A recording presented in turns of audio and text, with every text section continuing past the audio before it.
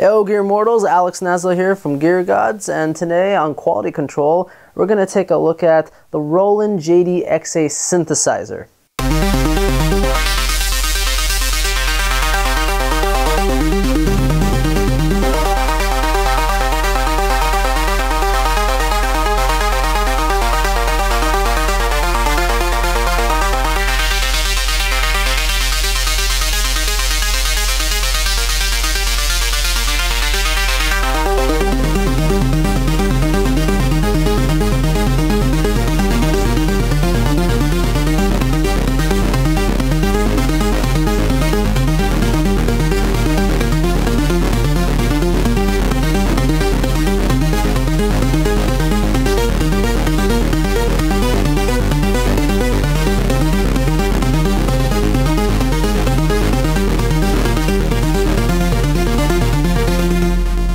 Roland recently released its newest flagship synthesizer, the JD-XA. For anyone who hasn't seen it yet, it's Roland's take on what a modern synth looks like. The biggest distinguishing factor of the JD-XA from other modern synths is that it's a crossover synth. It means it has an analog sound engine, not unlike what you saw in traditional synths from Roland, and also has a digital sound engine powered by Roland's newest technologies like Supernatural.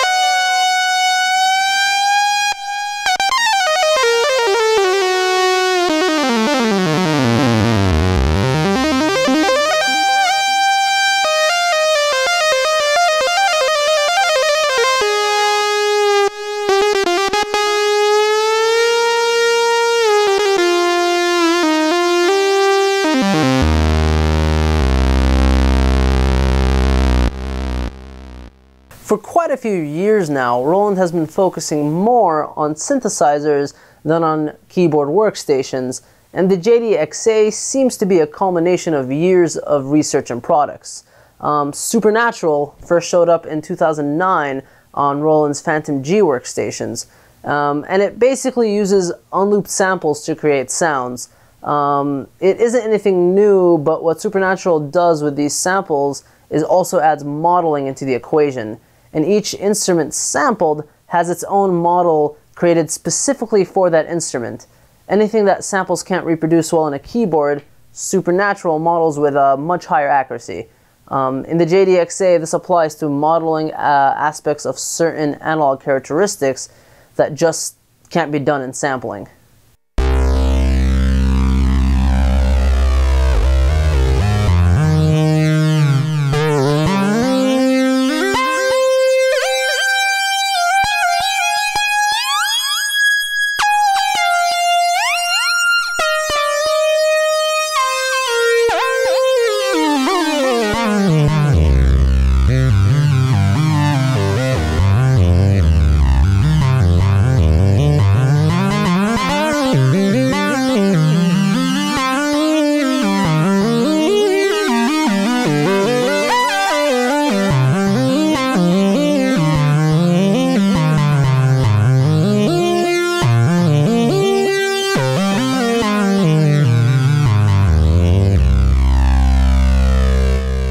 So let's get into it, shall we?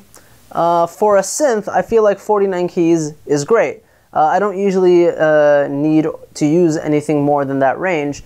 Analog polyphony might seem a little low, but paired with the digital side, which has 64 voices, I didn't find myself wishing I had more analog polyphony. Especially with Roland's Supernatural at work, I actually ended up using the digital side of the JD-XA a lot more than I expected. Roland was pretty bold to make a crossover synth like this. If there was ever a chance for people to really see how Roland's Supernatural actually stacks up to the real analog sound engine, this would probably be it. They would have to have a lot of faith in their digital technology to pull it off. And in my time with it, I think they mostly pulled it off, but maybe not in the way you might think. The oscillators Roland used in the analog section sounded different than what I'm used to hearing from Roland's old famous synths like the Jupiter 8. Ironically, I found the digital side to have a closer representation of what I'm used to the oscillators sounding like. So is this a bad thing? Not necessarily. I mean, if you were hoping the analog parts oscillators to sound like a Jupiter 8 or a Juno 06, then you'll be disappointed, but you'll be happy to know that you can achieve it from the JDXA's digital side. Both the analog and digital parts have 4 parts each, pretty standard for a Roland keyboard.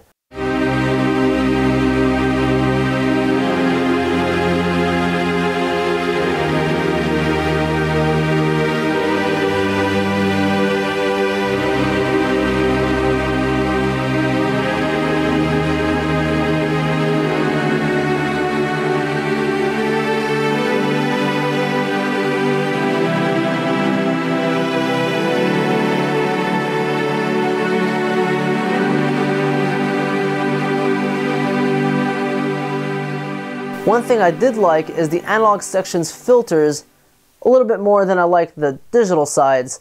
It's not much of a difference, they're both great, but I like how the analog sides just responded. The effects section is pretty standard, multi-effects section with a big selection of various sounds that you would expect. The JDXA also has its own dedicated reverb and delay effects section, and volume knob on the board to control the amount.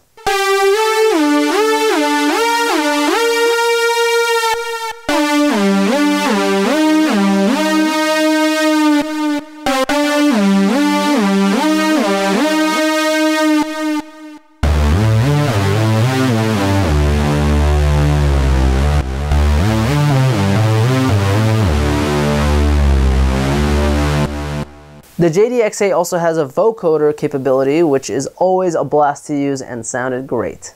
As you might expect from a flagship synthesizer, it has pretty much every parameter available at your fingertips for real-time control. The keyboard itself does look really nice.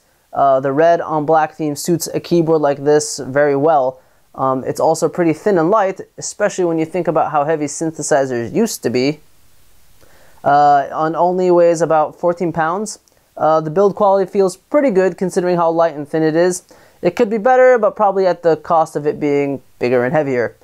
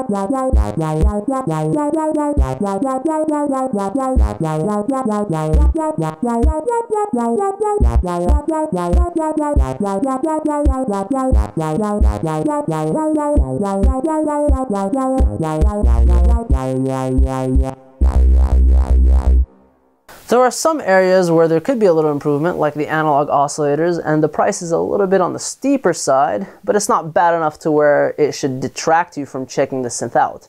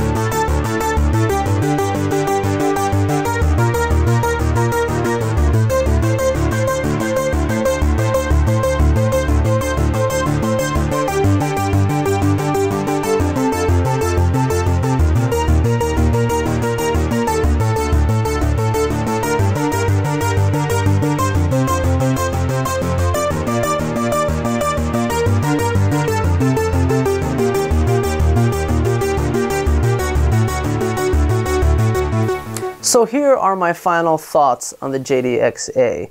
I think people might mistakenly look at it in the wrong way.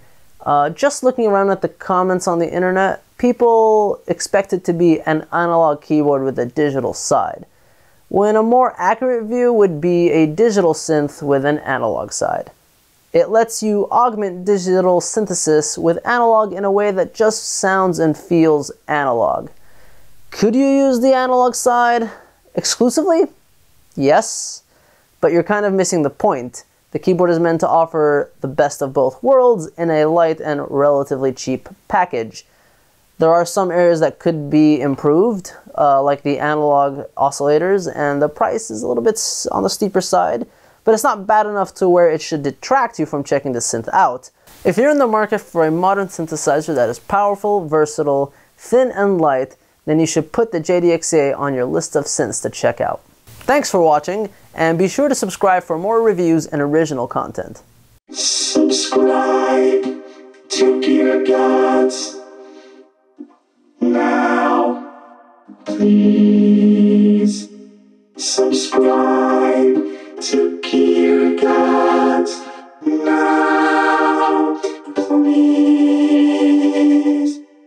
Subscribe.